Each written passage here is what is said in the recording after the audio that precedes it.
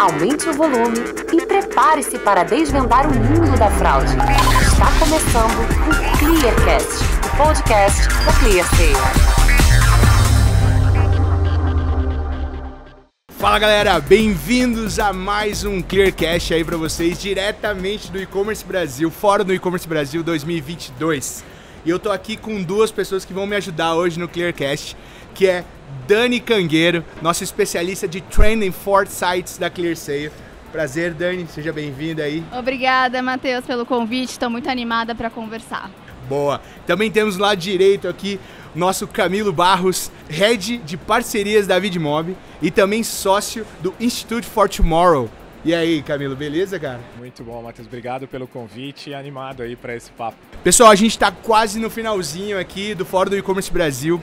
Tem bastante coisa pra gente falar, a gente vai separar alguns tópicos importantes e eu queria ver um pouquinho de vocês. Acho que essa é a grande preocupação do varejo, porque a gente sai de um 2021 super focado no digital, né? 2020, 2021, transformação digital, muita gente falando disso, varejo, né, inovando, né, criando possibilidades aí durante a pandemia. E agora 2022, a gente voltando ao normal, né? Voltando à estabilidade, ainda ok para algumas coisas da pandemia, mas já voltando eventos, voltando à compra física. Como que vocês olham para isso, assim, essa movimentação? Como que o varejo está se transformando novamente para ficar um equilíbrio entre digital e físico? E quais são os desafios novos que eles estão enfrentando aí? Matheus, esse assunto, né, omnicanalidade, tem outros nomes, eu gosto muito do OnLive. Foi o nosso primeiro painel aqui no palco aí Just Move, lotou, porque realmente é a grande questão. Hoje a gente separa muito o on do off, né? São duas realidades diferentes. E aqui, quem construir essa ponte vai resolver a grande oportunidade, que não vai ser uma pessoa só, né? A gente precisa unir para conseguir encontrar uma solução. Eu sempre gosto de questionar, será que a velocidade do digital, será que o mundo físico está preparado para a velocidade do digital? Um questionamento que eu queria dividir com vocês que a gente trouxe é, hoje a gente compra muito rápido, o WhatsApp a gente coloca numa velocidade rápida, mas e a nossa caixa de correio? Ela não evoluiu há anos, então se eu quero comprar alguma coisa que precisa de uma temperatura exata, eu não consigo. Então a gente pensou aqui em várias ideias. Outras ideias que apareceram é que a loja está virando um hub de experiências. Também apareceu a questão do centro de distribuição e que cada vez mais o vendedor ele vira consultor. Então nada vai deixar de existir. Tudo precisa ser ressignificado. O que você acha, Camilo? Concordo, total. Primeiro ponto que eu concordo é essa separação entre on e off, entre above the line, below the line. Eu acho que já é uma coisa só. Não acho que isso é uma consequência da pandemia. A pandemia ela foi uma aceleração desse processo, mas é uma tendência natural e não dá para resistir quando vai voltar a ser como é que era 2019. É um mundo que mudou e tem uma necessidade de uma adequação muito mais do nosso hábito de consumo, da nossa forma de lidar com tudo isso e de atender a esse consumidor que hoje, como a Dani falou, está muito mais acelerado, está muito mais instantâneo, está muito mais volátil, para que a gente possa fazer essa entrega. Então, eu não gosto muito dessa, quando volta a ser como era antes, o que mudou a partir de agora. Eu acho que tudo que veio como aprendizado, e se a gente está aqui hoje falando e vendo um evento como esse lotado, é porque mudou. Mudou, só que não tem volta, é daqui para frente nesse caminho que a gente está. Agora falando um pouquinho, a gente, pelo menos eu ouvi bastante, aí não sei se vocês conseguiram pegar muitas palestras, a gente falou muito de experiência do cliente, né? Inovação nesse quesito, acho que ficou bem forte assim. O que vocês acham? Obviamente tivemos várias palestras, acho que teve uma que chamou muita atenção, que foi um pouquinho do envolvimento do TikTok ali, de falando como que o e-commerce também pode vender em community, né, em redes sociais, como que eles podem se envolver mais com isso. E a inovação de trazer uma experiência mais duradoura, uma experiência que realmente chama muita atenção do consumidor. Como que é para vocês essa mistura? Eu acho que, até pegando esse gancho do social commerce, né, e a gente passou por esse momento muito das transmissões, do live e tudo, e cresceu também aqui do lado do Ocidente, né, uma cultura do Oriente, que são as lives de comércio, que aqui a gente tinha um pouquinho disso na TV, de alguma forma e tudo, mas isso se popularizou. Mas eu acho que isso é uma das ferramentas, e o social commerce é sim a a palavra de ordem ali em termos de transformação de hábito de compra e hábito de consumo. E o TikTok, como você citou, Matheus, é uma aceleração desse processo também, porque possibilita esse impacto direto no varejo, direto no negócio, né? Eu falava agora há pouco num talk que eu quero comprar a esponjinha que vai detergente e eu consigo lavar lá, que foi apresentado no talk do TikTok e que teve lá um crescimento absurdo de venda nos marketplaces que tinham o produto impulsionado por um influenciador, né? Então essa forma de fazer comércio, de se relacionar, da gente ter essa suscetibilidade em relação à influência de pessoas que a gente sequer conhece, né? Mas que a gente se torna influenciado por essas pessoas. Acho que essa é um passo dessa revolução que a gente está enfrentando, mas que é um aliado, né, para tudo isso. É mais uma forma, como a Dani falou da omnicanalidade, tem algumas palavras do marketing que a gente tem dificuldade de falar. Mas enfim, é mais um canal, é mais uma forma, é mais um ponto de contato que não mata os outros, mas que traz essa UX, que traz essa experiência do consumidor para atender essa necessidade, né, de imediatismo, de entendimento, de peraí, eu não sei a funcionalidade disso, mas tem um influencer, um creator que pode me ajudar nesse processo, ou eu sou um seller e eu preciso de algum caminho aqui, como é que eu posso buscar a receita, onde eu tenho essa referência, que não é mais aquele modelo antigo da gente fazer de mapa de calor, de oportunidades do varejo, né? Hoje nasce oportunidade a todo dia através das redes sociais. Acho que essa é um novo caminho que aparece aí interessante. E Dani, acho que nessa mesma pergunta, a minha curiosidade, acho que a gente sempre falou, em vários eventos que eu já fui, a gente sempre falou de experiência do cliente, como encantar o cliente. Lembro de exemplos, né? Como usar a magia da Disney para encantar cliente. Quantas vezes a gente já ouviu o curso da Disney? Mas o que você pode falar da tendência? Tipo, da onde a gente está indo e qual que é a tendência agora? Tipo, o que a gente está fazendo diferente do passado, que também tem o mesmo tema de encantar, de experiência? E qual que é a tendência agora? Não sei. Vou falar duas chaves de mudança bem objetiva. Eu acho que as marcas precisam investir em campanhas, mas principalmente elas precisam ser uma companhia. Elas precisam estar expostas, mas elas precisam estar principalmente dispostas. Um grande problema quando a gente tem experiência, que tem a ver com a omnicanalidade, eu tô com um problema, eu ligo no telefone, penso que vou solucionar, não soluciono. Vou no WhatsApp, eu tenho que explicar tudo de novo. E isso não é uma experiência. Aqui na Clear Sale a gente diz que a gente quer proporcionar a melhor experiência sem fricção, porque já é difícil ter que provar que nós somos nós, então que isso seja, né, o mais leve e interativo possível. Algo que foi citado aqui pela Mariana Castriota é a Lu do Magalu, né? O avatar digital. Ela é mais que um avatar, ela é uma companhia. E eu acho que esse exemplo resume muito bem. A Lu do Magalu é o avatar digital, ganhou o prêmio em Cannes agora. É um grande exemplo de essa humanização das marcas, né? Várias marcas têm o seu mascote, estão colocando... Então, a marca ela precisa ser humana, né? Eu acho que não pense tanto, invista em campanha, mas seja uma companhia para o seu cliente. E, cara, eu tenho uma curiosidade muito grande. Eu sou amante de gamer, né? Eu gosto de jogar videogame, gosto de jogar computador. E eu pelo menos eu tenho 36 anos, eu vi a evolução dessas plataformas, Twitch, todas essas plataformas de streaming, né, que a gente fala, com a geração, né, não a minha, mas uma depois, né, da minha 20, 25 anos, tá envolvendo muito, né, nesse esquema de jogos e esportes. E aí tem uma tendência muito grande de você fazer podcast, as pessoas perguntam, né, investem um dinheiro para fazer uma pergunta, um destaque num podcast ou num streaming. E aí eu fico me perguntando, é uma tendência, esse novo consumidor é diferente. Esse cara que tá vindo dos 20 anos, que saiu, né, ele é exigente, mas ele tá disposto a, pela uma experiência, dar um dinheiro ali. E é meio confuso para mim, eu ainda não entendi ali, eu até falo, será que eu pago para fazer uma pergunta? É meio difícil.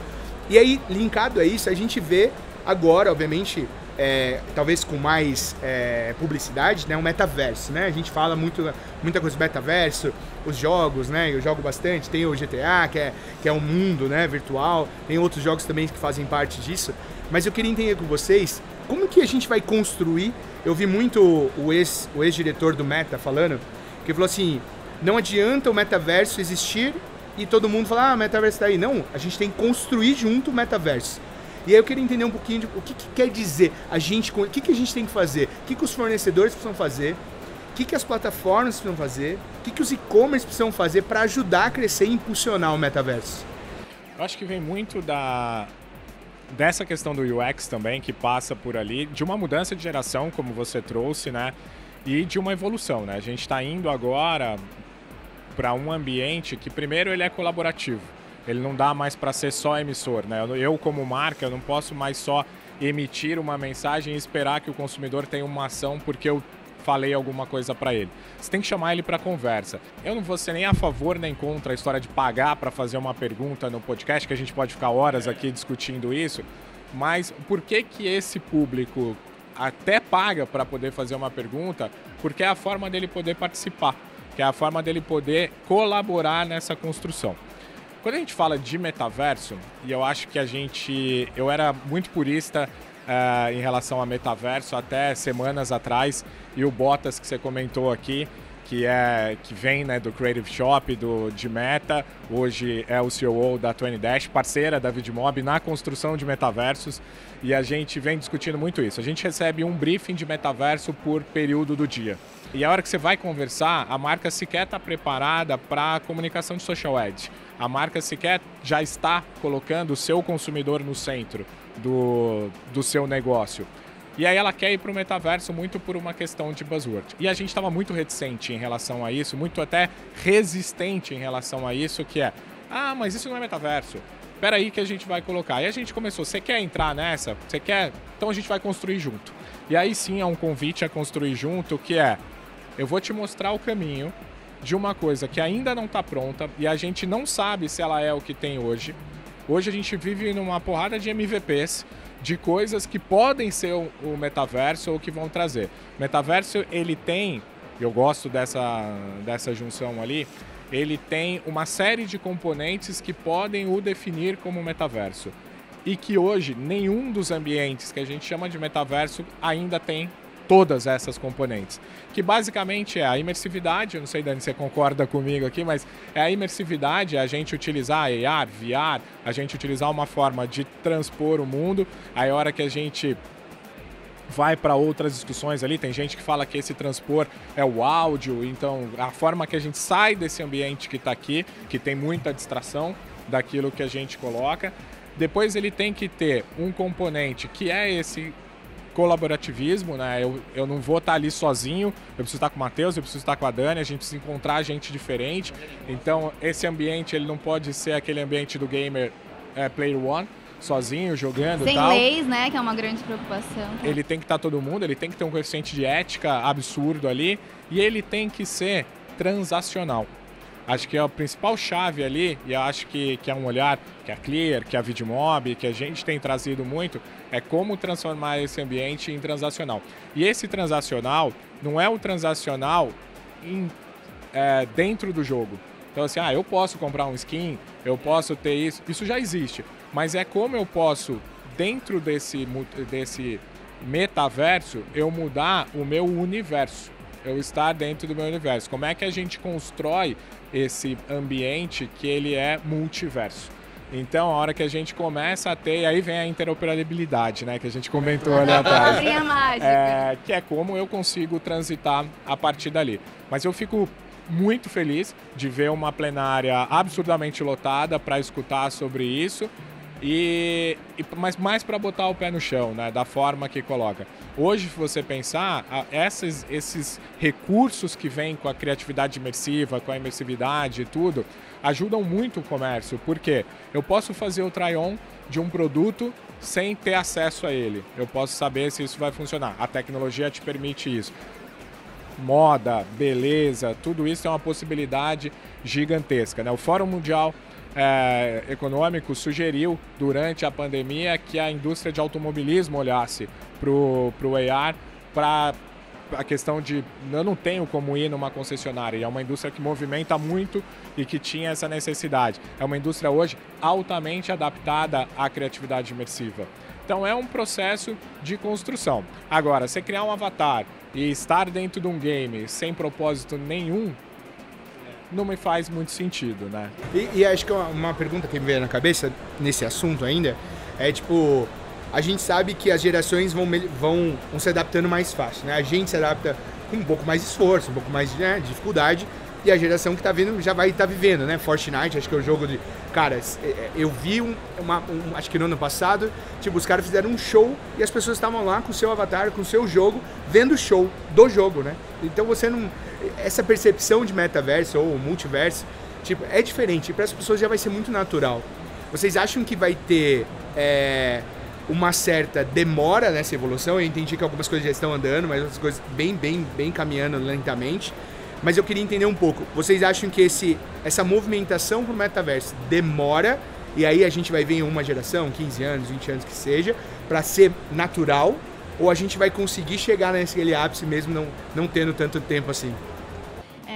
Concordo muito com você, Camilo. O metaverso é um novo mundo, então a gente está pensando nos fios, né? Qual tijolo a gente vai usar. E eu vejo opiniões muito diferentes. Achei engraçado que você falou que tempos atrás, semanas atrás, né, você não acreditava tanto. Então, eu vi uma opinião aqui, por exemplo, que não vou me lembrar a porcentagem. A gente está falando de metaverso, mas ainda tem muitos negócios que precisam se digitalizar. Então, primeiro vem a digitalização, depois o metaverso. A gente precisa lembrar do nosso contexto Brasil. O Brasil é imenso, é muito diverso, né? Um exemplo que logo vem à mente é o WhatsApp. Quem aqui os pais não usavam? Tempos atrás, nenhum filho atendia telefone. O que os pais foram obrigados? Para falar com os filhos, eles tiveram que aprender a usar o WhatsApp. A partir do momento que o filho estiver estudando lá na escola no metaverso, ele vai ensinar para os pais e isso vai passando de geração em geração. Então, acho que quando o metaverso chegar na nossa vida, nas coisas simples, né? A saúde, a gente vê diversos sinais criativos de acesso à saúde, à educação. Eu vejo o metaverso, acho que a grande potência está na educação. A gente já tem videogame que ajuda crianças com déficit de atenção. Então, tem muitas tecnologias, mas metaverso é um destino. Ele nasceu da integração de diversas tecnologias, então ele é o destino e a gente tem muitas estradas a serem pavimentadas.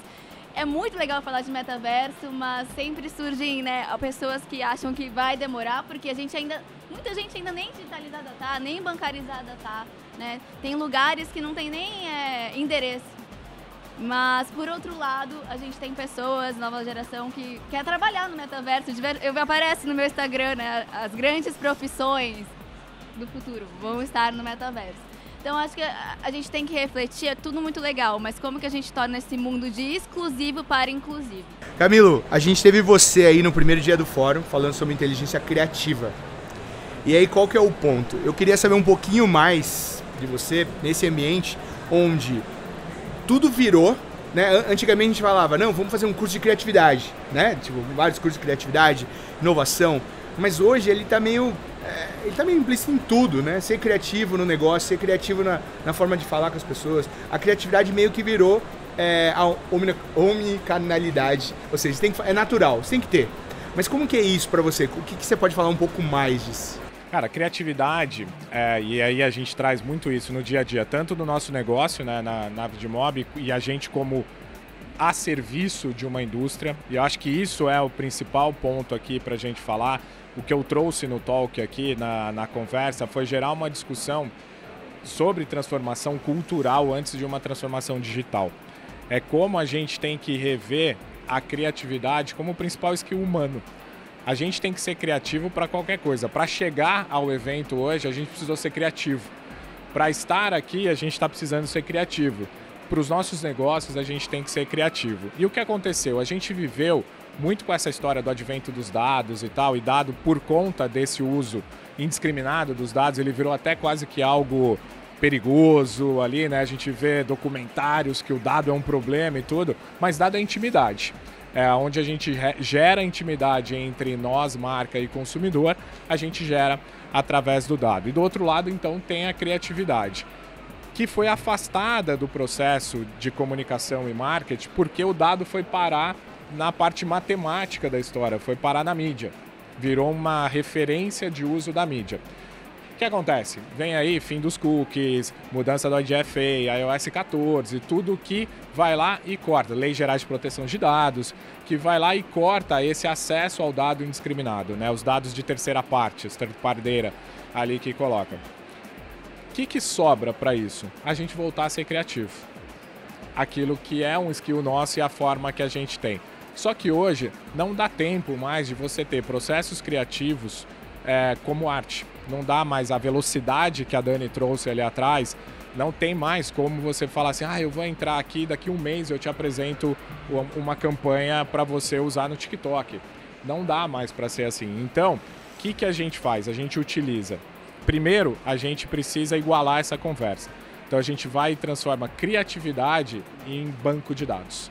Como é que a gente pode fazer isso? Utilizando a tecnologia, utilizando a escala que uma inteligência artificial pode nos trazer. Inteligência artificial que emula como a gente pensa como ser humano, né? Não é aquela inteligência artificial da ficção científica, é o uso correto disso. A hora que eu tenho isso, e pensa numa peça criativa, o que te faz parar numa peça, numa campanha publicitária, a hora que você está olhando o seu feed de rede social e tem lá o teu sobrinho, tem lá o cachorro, tem lá pratos incríveis, viagens paradisíacas e uma série de anúncios. Você está concorrendo por atenção com tudo aquilo. A sua mente faz você parar aonde? Vamos transformar essa conversa em dados. E aí a gente traz dados para esse ambiente que a gente até então tratava como uma caixa preta, um lugar que era inatingível. A hora que eu tenho os dados de mídia que ali existem e tenho esses dados criativos, eu começo a gerar uma revolução nesse processo de comunicação, que é criar embasado em dados. Não é substituir a criatividade, é empoderar a criatividade. Usar a tecnologia como meio e não como fim desse processo. E essa é a revolução que a gente convidou aí as pessoas a entrar nessa conversa, entrar nessa discussão. Também uma conversa de horas. Que é uma conversa de horas. Que, aliás, Adorei. Quero ouvir mais depois. O talk que a gente trouxe aqui, né, a gente abre com uma conversa que foi puxada pelo nosso CEO, Alex Comer, e o Sainaral, do MIT, que cunharam ali o termo Intelligent Creative, que é uma nova disciplina de marketing, que é essa criatividade orientada por dados, né? Que da hora. E eu sou estatístico de formação, adoro dados, cara. Apesar de trabalhar no comercial, adoro dados. É a substituição do Mad Men pelo Matchman. Isso aí. Boa. Ô Dani, aproveitando aí os últimos minutos, nosso querido Clearcast aqui, a gente teve o Ideas to Move, que a gente envolveu muitas pessoas aqui, muitas rodas, trocas excelentes aqui tivemos durante os 2 dias. O que você destacaria desses 2 dias do Ideas to Move que te impressionou, que te trouxe algumas visões diferentes? Primeiro eu vou contar rapidamente que a Ideas to Move, né, a assinatura da Clear é Intelligent to Move, né, mover inteligências, e aqui a gente quer tirar a poeira de ideias. As pessoas têm muito apego às ideias, Camilo. Eu falo, não guarde ideias, guarde dinheiro para viajar. Então, são exercícios para a gente dividir ideias. A ClearSale, ela nasce com esse propósito do coletivo, colocando um monte de concorrentes junto para se unir e deixar o mercado melhor. Então, tem a ver com futuros também, Camilo, porque a gente vive uma pobreza de imaginação. As pessoas não conseguem pensar além dos moldes atuais e a gente está não só dentro da ClearSale fazendo um processo de alfabetização de futuros, mas também com nossos clientes, nossos parceiros.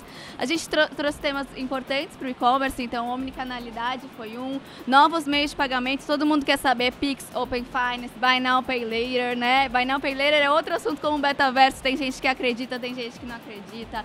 A gente acabou de ter o radar antifragilidade, são 3 brasileiras que criaram e foram lá no XSW palestrar.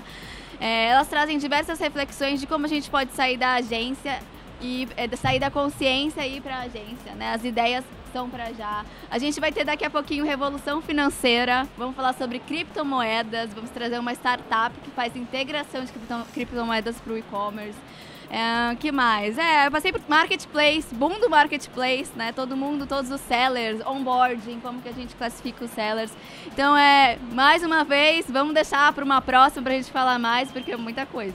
Pessoal, então para finalizar, rapidamente, se vocês tivessem que escolher uma palavra para definir o evento de vocês, qual palavra que vocês usariam? Pode ser mais de uma? Pode ser um conjunto de 3 palavras. Um tweet. Eu gosto de dizer, trazendo aqui do Ideas to Move, a gente acha que futuro é muito distante, planejamento... Ixi, eu tô falando muito. Tô explicando a minha frase. Uma frase. O futuro pertence a todos. Beleza. E o futuro chega antes do que a gente imagina. Pessoal, então eu queria agradecer ao Camilo, Dani, muito obrigado. Fico aqui, então, até o próximo Clearcast aí, pessoal. Obrigado, hein? ClearSale. Intelligence to move.